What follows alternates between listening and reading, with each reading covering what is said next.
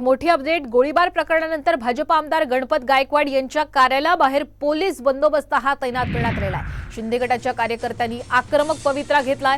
शहरामध्ये कायदा आणि सुव्यवस्थेचा प्रश्न निर्माण होऊ नये म्हणून पोलिसांनी शहरात मोठ्या प्रमाणात गस्ती वाढवलेल्या आहे। तसंच गणपत गायकवाड यांचं घर आणि कार्यालयाबाहेर मोठा पोलीस बंदोबस्त तैनात करण्यात आलाय। 2 दिवसांपूर्वी भाजप आमदार गणपत गायकवाड यांनी उल्हासनगर हिल्लाइट पोलीस ठाण्यात महेश गायकवाड यांच्यावर गोळीबार केला। या घटनेनंतर शहरात सर्वत्र एकच खळबळ उडाली आहे। सध्या पोलिसांनी गणपत गायकवाड यांच्यासह आणखी 5 जणांविरोधात गुन्हा दाखल करत गणपत गायकवाड आणि 2 जणांना या प्रकरणी अटक केली आहे।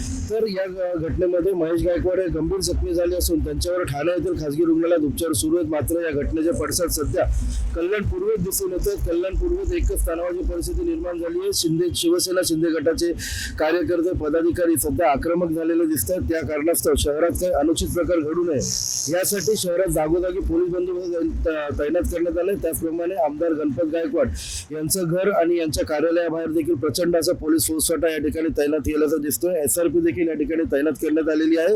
हे आपण पाहतोय हे त्यांचं कार्यालय आहे। या ठिकाणी मोठ्या प्रमाणात पोलीस बंदोबस्त तैनात करण्यात आलेला आहे। याचप्रमाणे याच कार्यालयापासून काही अंतरावर गणपत गायकवाड यांचं घर देखील आहे। त्या ठिकाणी देखील मोठ्या प्रमाणात पोलीस बंदोबस्त तैनात करण्यात आलेला आहे।